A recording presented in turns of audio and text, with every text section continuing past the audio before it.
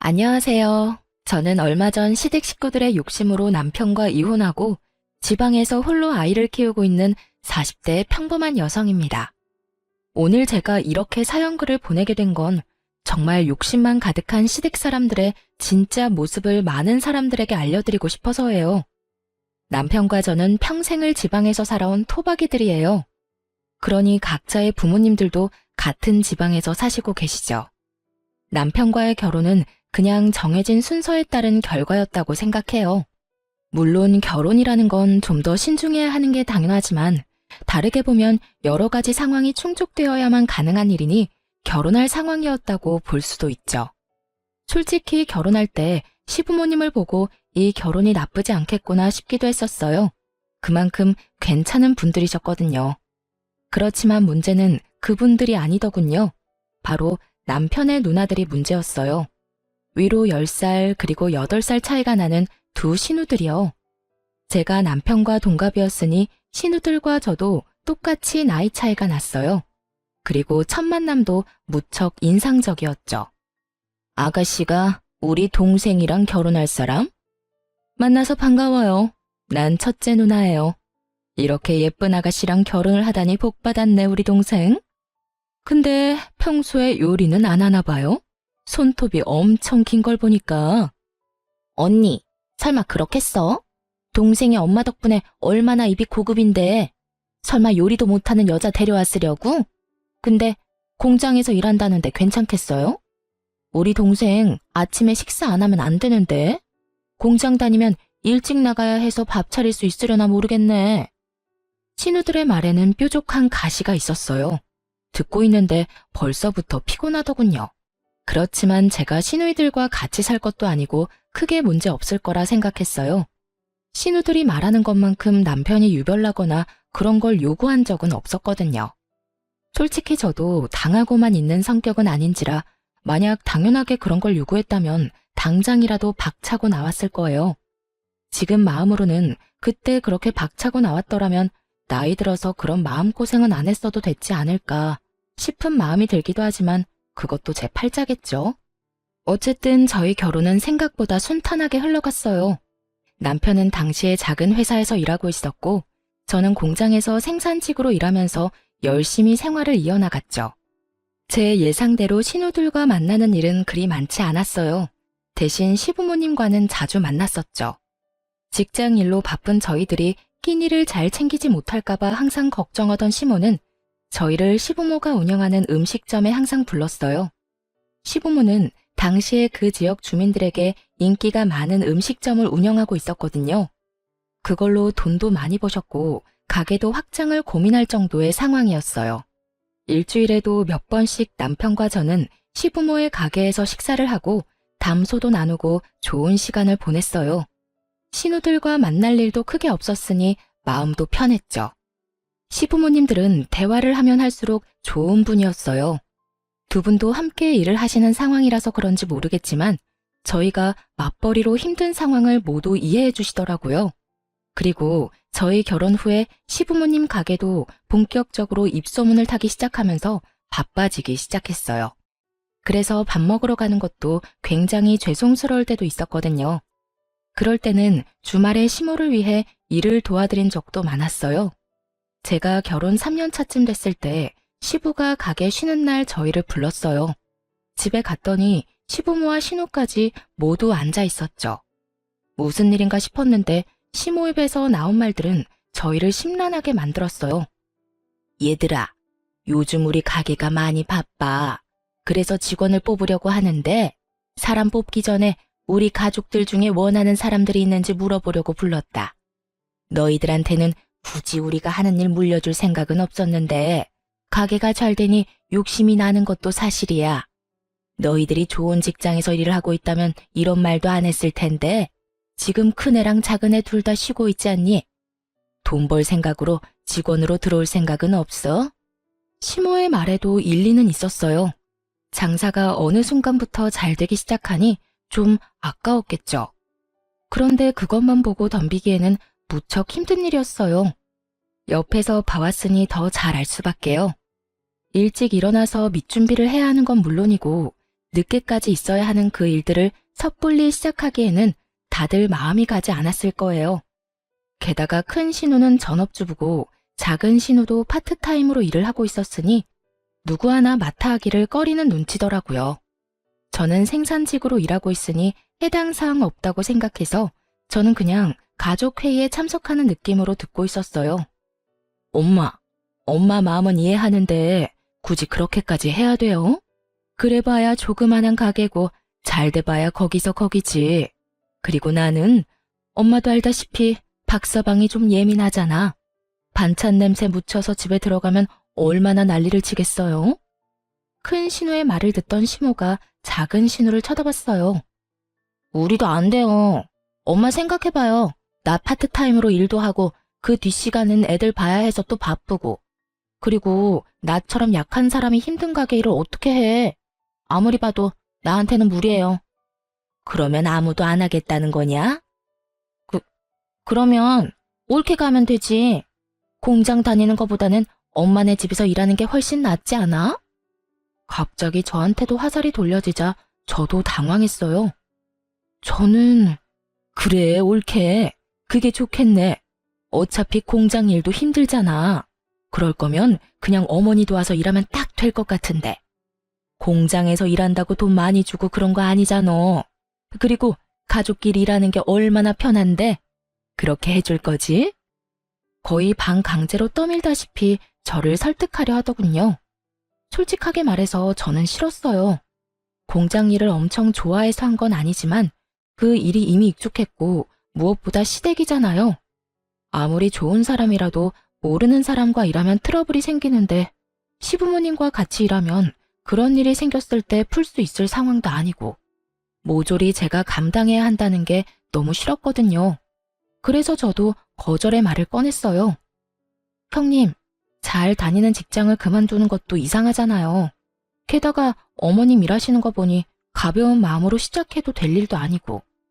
그러니까 올케가 제격이지. 결혼한 지 얼마 안 됐으니까 빨리 가족이 돼야 하잖아. 그러면 같이 일하는 게 최고야.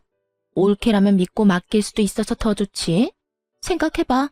공장이 얼마나 힘든데. 조금만 더 늙으면 그 일 못할걸? 근데 우리 엄마 봐. 아직까지 얼마나 정정하셔? 그러니까 제발 올케가 맡아줘, 응? 큰 신우와 작은 신우가 말을 꺼낼수록 시모의 얼굴에 기대감이 마구마구 생기더군요. 그걸 보니 차마 못하겠다는 말도 못하겠더라고요. 시부모님이 나쁜 사람들이었으면 절대로 하겠다고 하지 않았을 텐데 워낙 자상하고 또 신중하신 분들이라 결국 제가 하기로 결정했어요. 그리고 신우들이 내게 일을 떠맡긴 것을 제외하면 그 말에 틀린 말은 없었으니까요. 공장에서 일하는 게 힘든 것도 사실이고 늙어서까지 하기에도 나쁜 직업이라는 것도 맞는 말이니까. 알겠어요. 그럼 제가 맡을게요. 제 입에서 그 말 한마디 나오기만 기다렸는지 신우들이 엄청 좋아하더군요. 물론 겉으로 티는 내지 않았지만 그렇게 제가 시부모 가게에서 일하기로 하고 가족회의가 끝났어요. 신우들은 귀찮은 일 제게 떠넘기고 기뻤는지 고맙다며 난리도 아니었어요. 그렇게 저는 시모, 시부와 함께 가게 일을 하게 됐어요. 처음 1년은 정말 무슨 일인가 싶을 정도로 일이 힘들어서 정신이 없었는데 그것도 익숙해지면 다 같은 일이라 그런지 점차 몸에 더 익어서 괜찮아지더군요. 그렇게 2년, 3년이 지나자 시모는 제게 가게 주력 메뉴의 레시피도 알려주고 점점 더 중요한 것들을 알려주기 시작했어요. 솔직하게 말해서 그냥 가게 도와주는 일이라고 시작했는데 시모가 점점 더 중요한 걸 알려줄 때마다 의아하게 생각하긴 했어요.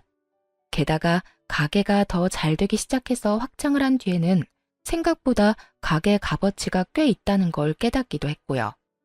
어머님, 그런데 진짜 저한테 가게 레시피 다 알려주셔도 돼요? 응? 그게 무슨 소리야? 가게가 너무 잘 되잖아요.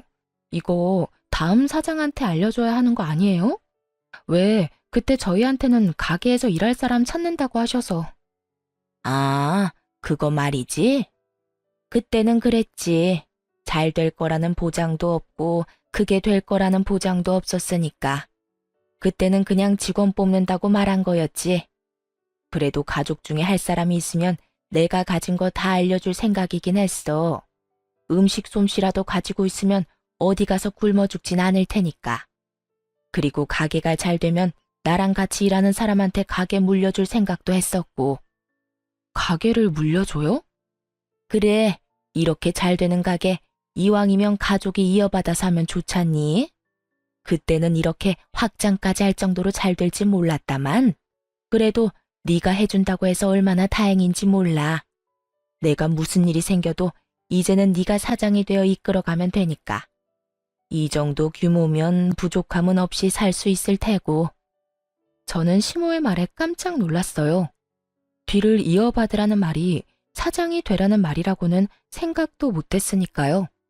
레시피 알려주면서 열심히 가르쳐 주실 때부터 이상하다고 생각했지만 진짜로 저에게 뒤를 잇게 할 거라고는 생각 못했거든요.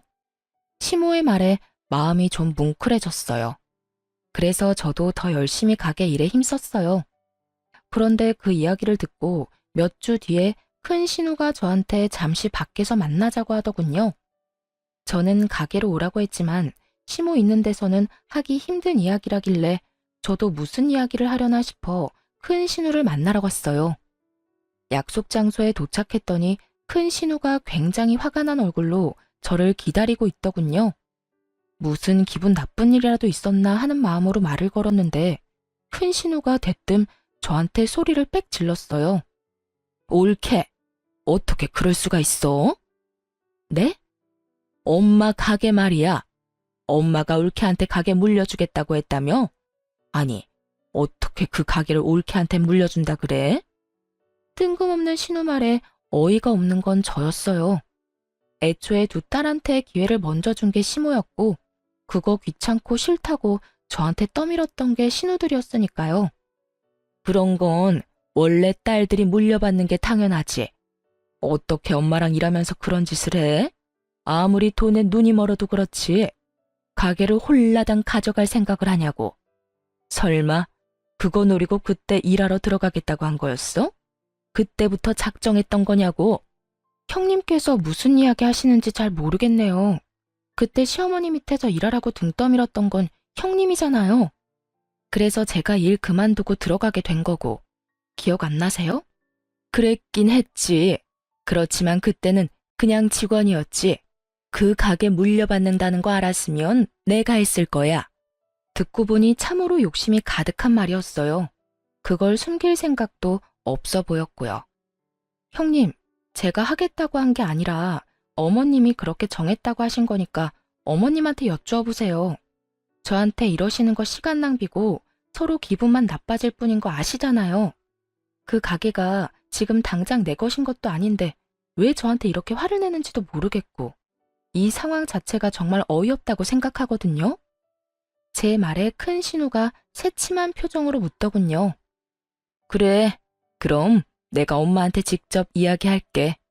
어떤 결과가 나오더라도 나한테 원망은 갖지 마. 큰 신우가 그 자리에서 시모에게 전화를 걸었어요. 스피커폰으로 전화를 거는 걸 보니 제 딴에는 시모가 딸한테 사장 자리를 물려줄 거라고 철석같이 믿고 있는 것 같더군요. 그렇지만 그렇게 될 리 없다는 걸 저는 잘 알고 있었어요. 여보세요? 네가 웬일이냐 이 시간에? 엄마, 다른 게 아니라 하나 물어보려고 전화했어요. 혹시 올케 말고 나한테 가게 물려줄 생각은 없어요? 올케가 엄마 밑에서 열심히 일한 건 아는데 그래도 사업은 피부치랑 해야지 며느리가 무슨 말이야. 그러다 걔네 이혼하면 어차피 남인데. 그러니까 내가 대신 들어갈게요. 지금이라도 배우면 되잖아요. 선 넘는 발언도 서슴없이 하는 큰 신우를 보며 저는 고개로 쯧쯧 혀를 찼어요. 왜냐면 저는 시모가 무슨 생각을 하는지 정확하게 알고 있었거든요. 음식점 사장이 애들 장난질이야? 가게 사장이 될 기회를 걷어찬 건 너희들이었어. 그런데 이제 와서 뭐? 나는 가게 소중하게 생각 안 하는 너희들한테 내 가게 맡길 생각 없다. 그리고 네가 가게에 대해서 뭘 알아? 여태껏 엄마 가게에 와서 도와준 적도 한 번이 없는 것이 무슨 가게 일을 넘겨받겠다고 난리야. 바쁘다는 동안 와서 도와준 건 네 올케뿐이었으니 가게는 며느리한테 물려주는 게 당연한 일이야. 네 아버지도 그렇고 나도 그렇고 며느리를 예비 사장으로 이미 확정했으니 다음부터 이런 일로 시끄럽게 굴지 마. 냉정한 시모의 말에 놀란 건 큰 신우였어요. 큰 신우는 시모가 딸이 아닌 며느리에게 가게를 물려준다는 게 도통 이해가 되지 않았나 보더라고요. 시모 성격을 전혀 생각지 못한 거였죠. 제가 옆에서 일하며 지켜본 바로는 성실한 자세, 책임감, 가게에 대한 관심, 딱 이 세 가지가 예비 사장의 덕목이었거든요. 가족 회의에서 모든 가족이 모인 상태에서 이야기를 꺼낸 것도, 일부러 예비 사장 이야기를 꺼내지 않은 것도 모두 시모의 계획이었어요. 관심도 없는 사람에게 자리를 물려줘서 파산에 이르게 하느니 차라리 관심 있는 사람을 지원해줘서 가게를 잘 유지하고 싶었던 거죠.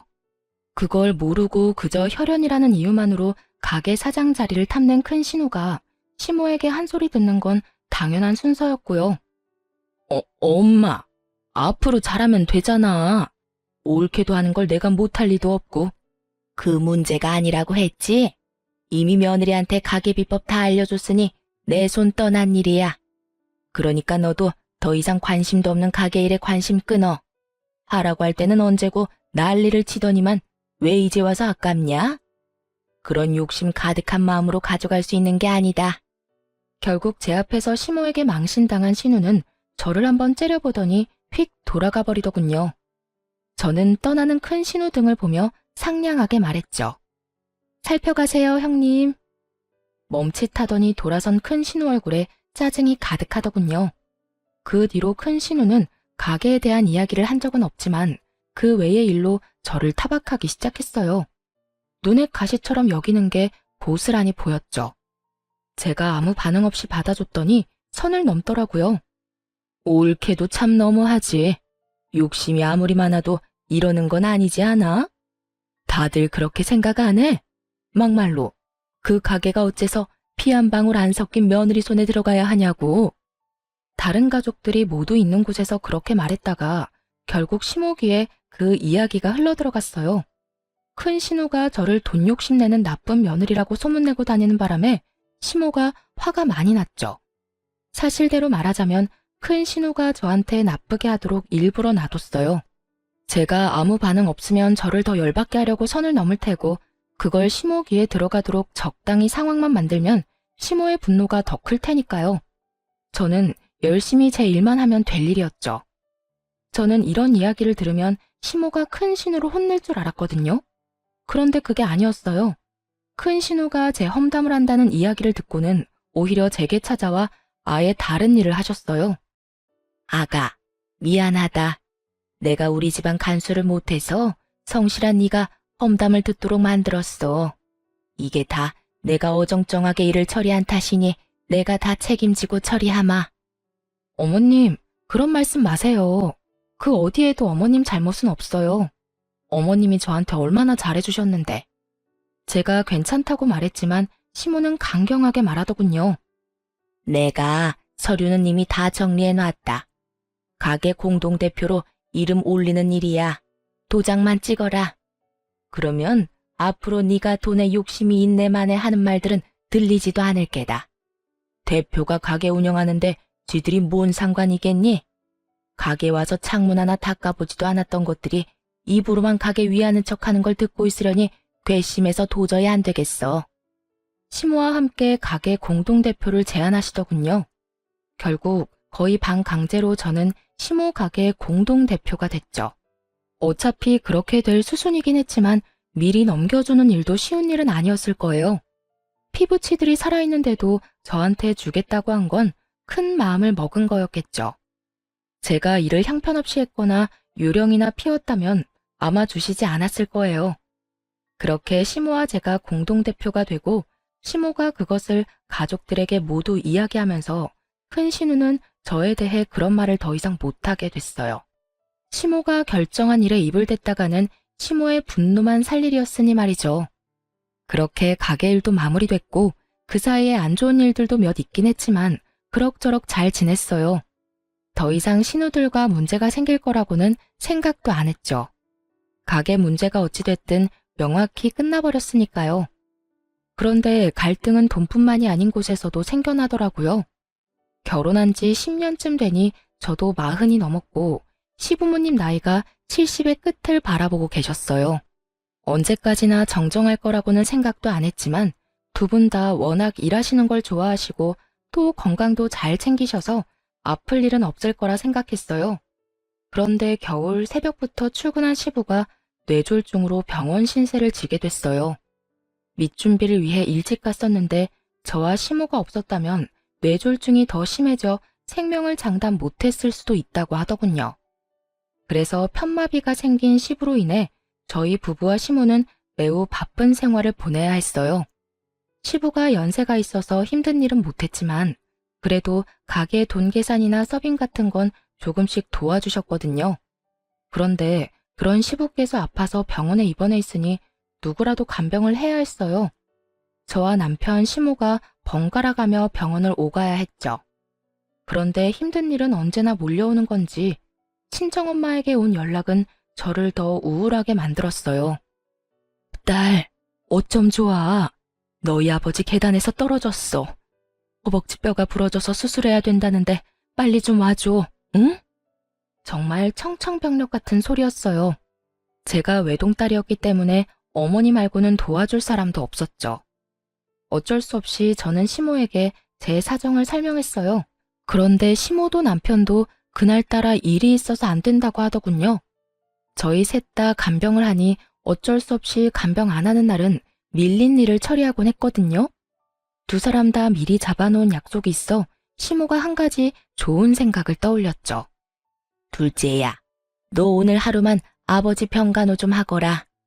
너 아버지 아프고 나서 한 번도 병간호 한 적 없지 않니? 앞으로 해달라고 안 할 테니 네가 오늘만 좀 봐줘.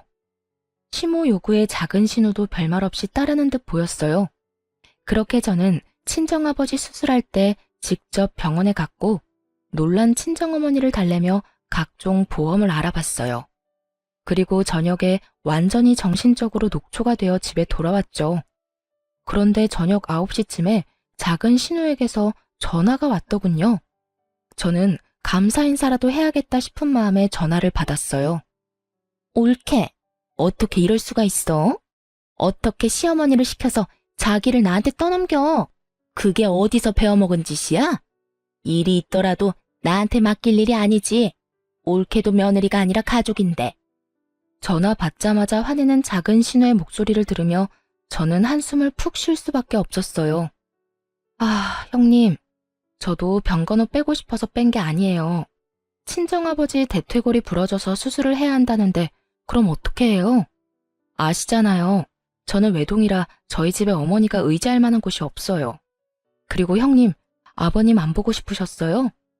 간병이 아니라 아버님 얼굴 보는 자리라고 생각하시면 될 일을. 너 지금 나한테 가르치니? 어이가 없어서? 너만 바빠? 나도 바빠. 나도 우리 시부모님 수발 들기 바빠서 몸이 나만하질 않아. 결혼하면 출가 외인이고 각자 집안 챙기는 거지. 왜 남한테 피해 줘가면서까지 일을 떠넘겨? 정말 듣고 있으니 화가 다 나더군요. 시모가 이야기 꺼냈을 때는 그렇게 하겠다며 아주 공손하게 말 듣는 척 해놓고 결국 일 끝나고 저한테 전화해서 화풀이라니. 한마디 더 하려다가 어차피 말도 안 통한다 싶어서 네네 하고 전화 끊었어요. 다음에는 간병인을 고용해서라도 작은 신우는 절대 부르지 않겠다 다짐까지 했죠. 그런데 그 전화 받은 다음 날 작은 신우가 시부 입원한 병원 근처에 있는 어느 상가 빌딩에서 나오는 걸 봤어요. 그런데 그 빌딩은 1층이 뽑기 가게에 위로는 헬스장, 사교 댄스 학원만 있었거든요. 계단을 타고 오르는 걸 보니 헬스장 아니면 사교 댄스장인데 헬스장은 그날 정기적으로 문을 닫는 날이더라고요. 그걸 알고 나니 참 어이없었죠. 시부모 수발 들어야 한다는 사람이 사교 댄스장이나 들락날락거리고 있었으니 게다가 자기 아버지가 아파서 병원 신세를 지고 있는데 그놈의 사교 댄스를 가고 싶었는지 참 열불이 나더군요. 제가 말해봐야 백날 소용없는 짓이고 작은 신우가 귀담아 들을 것 같지도 않아서 속으로만 혀를 차며 조용히 집으로 돌아왔어요. 그런데 말이죠. 며칠 뒤에 저는 뜻밖의 전화를 받았어요. 바로 작은 신우의 남편인 아주버님이 저한테 연락을 했더라고요. 원래 연락을 할 일이 없는 사이고 무슨 일이 있으면 남편과 작은 신우 통해서 말을 전하는 게 더 편한데 직접 제 전화로 전화를 하셨더라고요. 처음에는 모르는 번호라서 아예 안 받으려고 했었죠. 그런데 연달아 연락하는 모양새가 왠지 스팸 전화는 아닌 것 같아 전화를 받았어요. 처남댁, 내가 꼭 처남댁한테 하고 싶은 이야기가 있어서 전화했어. 아, 네, 아주버님. 말씀하세요. 무슨 일 때문에 연락하셨어요? 저는 아주버님이 제게 물어볼 게 있나 보다 싶었죠. 신호를 통하지 않고 연락이 왔으니까요. 그런데 아주버님이 아주 묘한 소리를 하더군요. 우리 와이프, 오늘로 벌써 나흘째 장인어른 병간호 중이야. 부모님 아프니 가볼 수 있지. 하지만 그렇다고 해서 우리 부모님도 힘든데 와이프가 자기 친정에만 매달리는 것도 좀 아니지 않겠소? 그리고 장인 댁에는 자식이 셋이나 되잖나. 그러면 간병도 나눠서 해야 맞는 거고. 우리 쪽은 얼마 전에 형님 돌아가시고 나 혼자라 힘든데.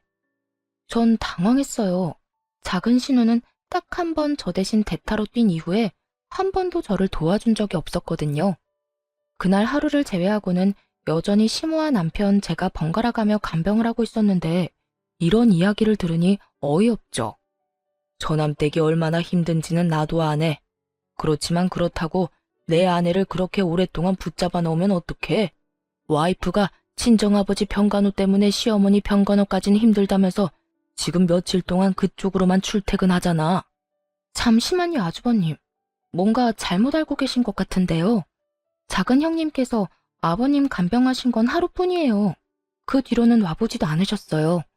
일주일에 딱 한 번 오시기는 하시는데 1시간도 안 돼서 가시고요. 뭐? 그게 사실이야? 네. 못 믿으시겠으면 어머님이랑 남편한테 전화해 보세요.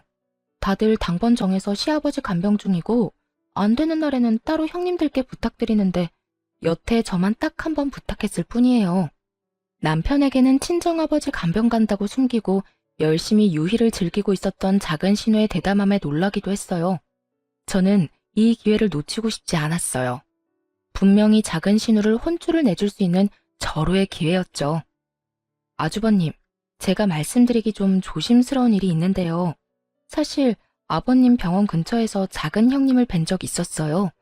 그게 사교 댄스 학원을 다니시던데요. 사교 댄스? 충격을 받은 아주버님은 아무 말도 못하더군요. 어딘지 알려드릴까요? 한번 찾아가 보시면 될 것 같은데. 결국 아주버님의 성화에 사교 댄스 주소를 알려줬고 이틀 뒤에 난리가 났죠. 작은 신우가 아주버님한테 탈탈 털린 채로 시댁으로 왔거든요. 무슨 이야기인지는 말도 안 하고 저만 끊임없이 노려보더군요. 옳게. 어떻게 그럴 수 있어? 우리 남편한테 그런 말하면 내가 곤란해질 거라고는 생각도 안 한 거야? 남편이 나한테 얼마나 화가 났는데 왜 그런 쓸데없는 말을 해서 이 난리를 피워? 느닷없이 저에게 화를 내는 작은 신우를 보며 저는 억울하다는 표정으로 말했죠. 작은 형님, 제가 뭘 어떻게 했다고 이러세요? 저도 피해자예요. 아주버님이 저한테 전화와서 엄청 혼내시는데 그럼 제가 하지도 않은 일로 욕을 먹어야 한다는 뜻이에요? 그리고 제가 뭘 알려드렸던 그게 거짓말도 아니고 제가 본 그대로 말씀드렸을 뿐인데 저한테 이러시면 곤란하죠. 아니 이게 다 무슨 말이야? 도대체 뭐 때문에 박서방이 그렇게 화가 났어? 둘째 네가 말해봐라. 작은 신우는 시모 눈치를 보더니 입술을 꽉 닫아버리더군요. 시모가 작은 신우를 보더니 이번에는 저에게 눈빛으로 물어보더라고요. 저는 아는 그대로 말해줬죠. 아주버님이 저한테 전화와서 작은 형님을 왜 자꾸 부르냐고 벌써 며칠째 장인어른 병간호하느라 시어머니 병간호는 하지도 않는다며 저한테 너무하다고 화를 내셨어요. 그래서 제가 무슨 소리 하시냐. 작은 형님은 딱 한 번 나 대신 병간호해준 거 말고는 병간호 한 적 없다고 말씀드렸죠. 작은 형님이 어디 가시는지 궁금해하시길래 제가 본 그대로 사교 댄스 학원에 다니시는 것 같다고 말씀드렸을 뿐이에요. 뭐? 야, 너 너희 아버지 핑계대고 지금 탱자탱자 놀았어? 그것도 사교 댄스? 네가 정신이 나갔네, 정신이 나갔어. 그런 주제에 올케가 하루만 네 아버지 간병해달라는 거 가지고 그 난리를 쳤어? 시어머니도 친정아버지도 너한테는 사교 댄스보다 못하다 이거야? 모든 걸 알아버린 시모가 작은 신우의 등짝을 후려째더군요. 속이 어찌나 시원하던지. 작은 신우가 저를 노려봤지만 뭐 어쩌겠어요. 자기가 뿌린 대로 거둔 것을.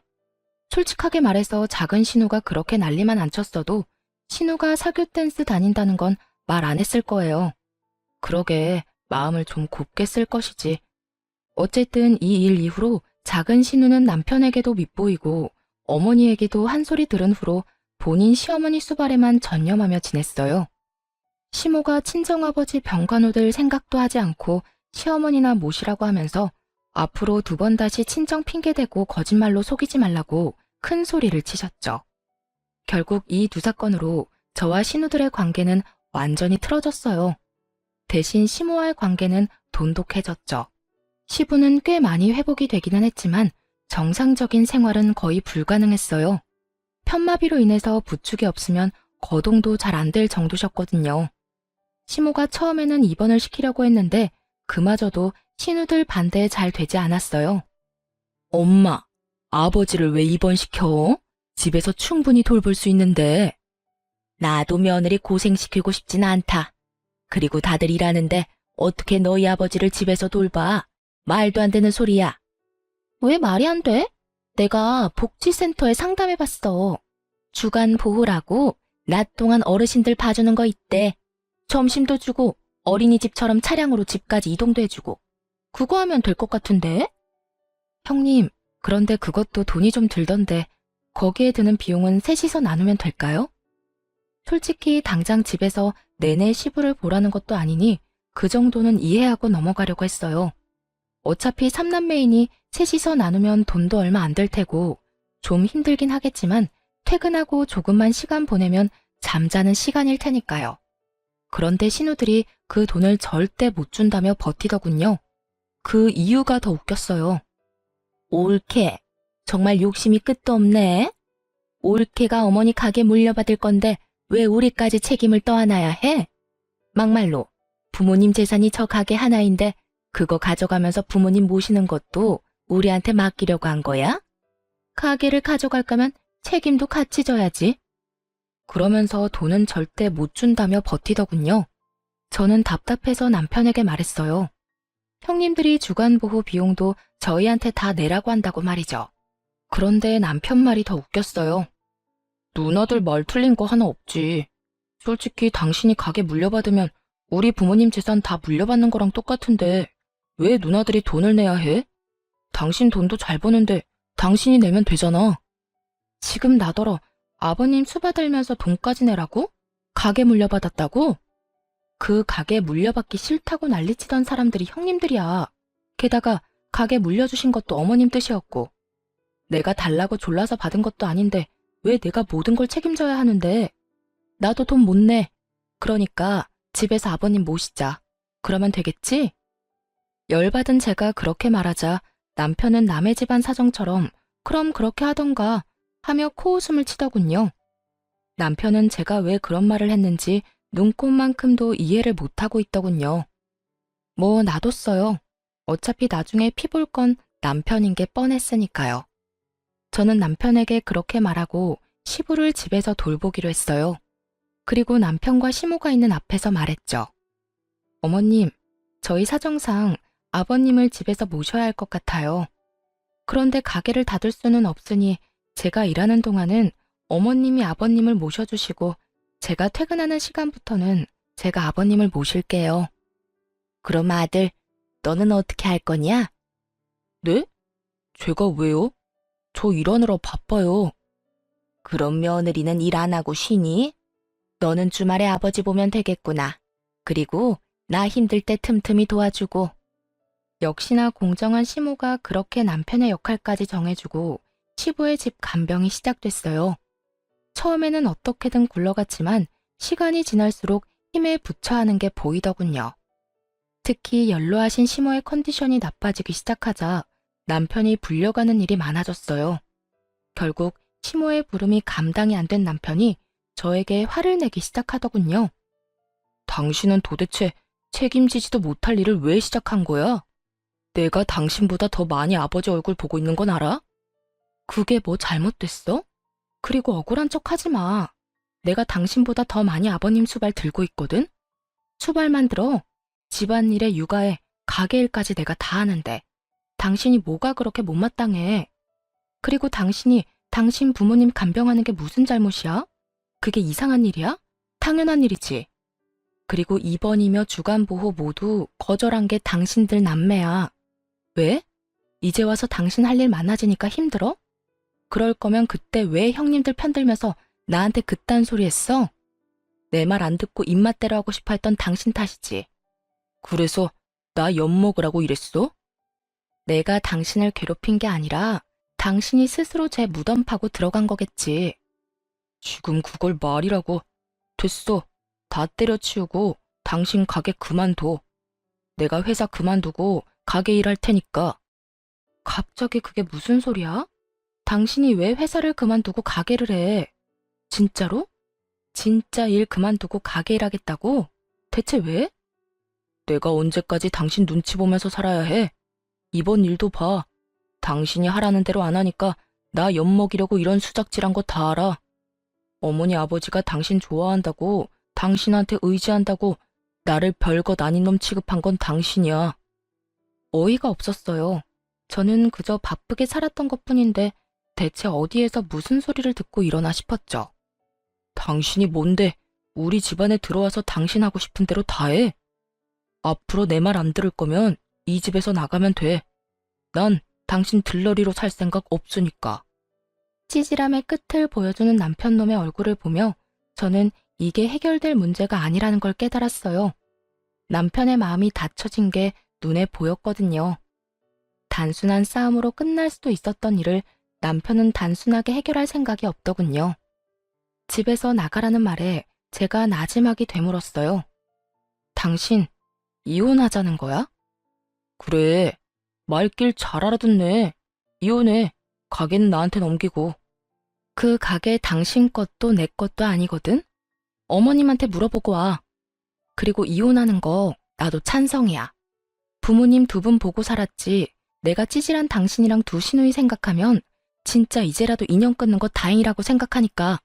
결국 저와 남편은 이혼을 하게 됐어요. 남편놈은 아주 기세가 등등하더군요. 제가 없어도 가게 일이며 집안일 다 해결할 수 있을 거라고 아주 호언장담을 했어요. 하지만 이혼 직후 시모의 행동 때문에 남편의 기대는 와르르 무너졌어요. 이혼을 하고 나자 시모가 저를 따로 만나자고 하더라고요. 그래서 나갔더니 그러더군요. 애미야, 네가 고생이 참 많았다. 내 밑에서 힘들게 일도 하고 모자란 아들놈 때문에 이리 이혼까지 하게 돼서. 그래도 내 손주들 엄마잖니? 그러니까 내 가게 네가 온전히 가져가거라. 그걸로 애들 키우고 열심히 살아. 네가 해온 것들을 보니 너라면 충분히 그 가게 잘 살릴 수 있을 거야. 시모의 행동에 저도 당황했어요. 신우들 말처럼 제가 피도 한 방울 섞이지 않았는데 음식점을 고스란히 물려주겠다니. 그러지 않으셔도 돼요. 이미 이혼했는데 그런 것까지 받으면. 그만. 내가 너 좋으라고 주는 줄 아냐? 손주들 생각해서 주는 거야. 애들 데려가면서 가게까지 잃으면 어떻게 먹고 살 거야? 이혼을 했지만 손주들은 내 손주들이다. 그러니까 잔말 말고 받아. 우리는 그간 모아놓은 돈이 제법 되니 괜찮을 거다. 어떻게든 가게를 제 손에 들려주려는 시모 모습에 결국 고마운 마음으로 가게를 물려받았어요. 오로지 단독 대표가 된 거죠. 시모는 제게 가게를 넘기고 가게에 아예 나오지도 않으셨어요. 몇 번 전화통화를 하니 시부 병간호를 하고 있다더군요.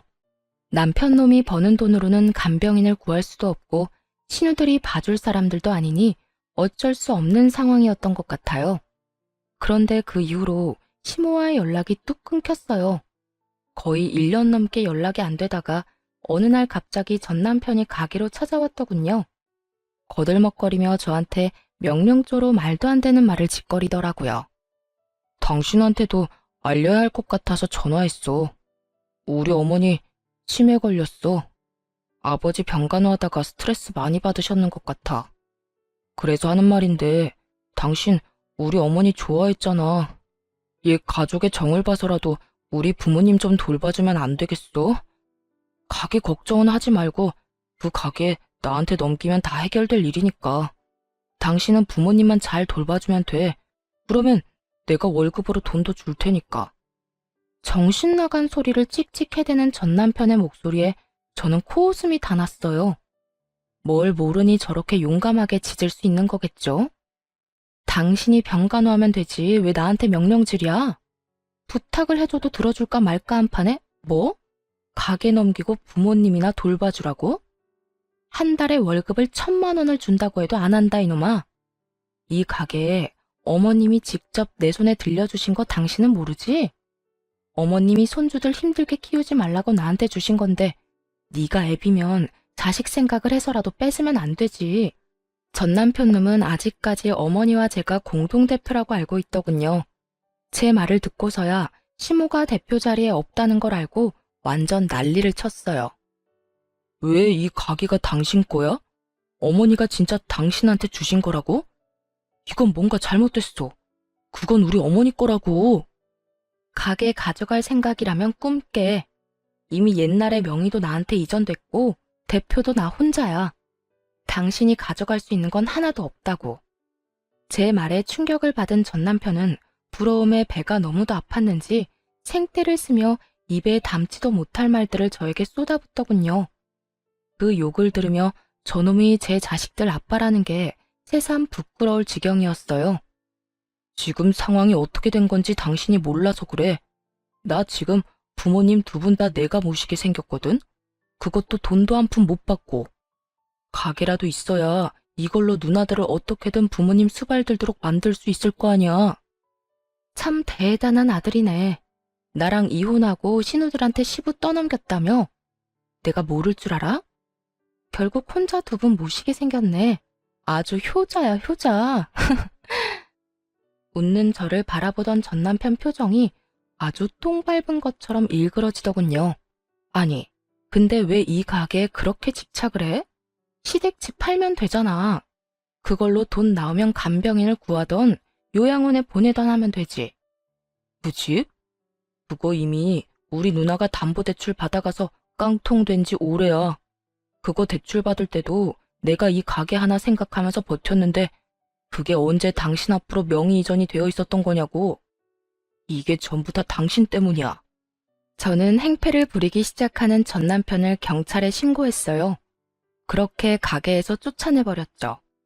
재산이 필요할 때는 시부모와 며느리 사이 이간질하고 알랑방귀 끼어가며 남한테 대리호도 시키려던 자식들이 부모 아프니까 어떻게든 서로에게 떠넘기려는 모습을 보니 이 사람들과 가족의 연을 끄는 게 다행이라는 생각이 들었어요. 이혼을 안 했더라면 저만 더 힘들어졌을 테죠. 그 모습을 보니 시부모가 저한테 가게를 물려주려 한 것도 어느 정도 이해는 가더라고요. 시모에게는 자식이나 다름없는 가게인데 자식들 성정을 알고 있으니 오래가지 않아 헐값에 팔아버릴 거라는 걸 예상한 건지도 몰라요.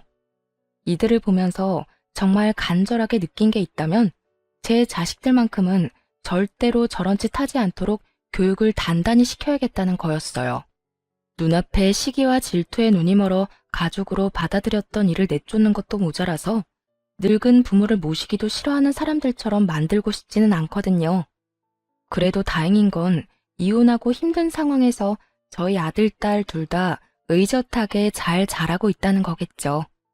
더 커서 어른이 되면 저한테 효도를 하겠다며 일하며 자신들을 위해 희생한 어머니가 가장 자랑스럽다고 말하는 아이들 덕분에 오늘 하루도 살아갈 맛이 나는 것 같네요.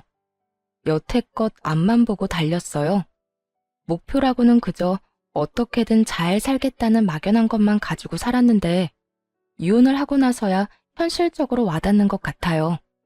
집안을 지탱해야 하는 가장의 무게와 아이들을 잘 키워내야 한다는 엄마의 마음이 저를 더 노력하게 만든 것 같네요. 앞으로도 진심을 다해 아이들을 위해서 살 생각이에요. 글이 길어졌네요. 지금까지 제 사연 들어주셔서 감사합니다. 좋은 하루 되세요.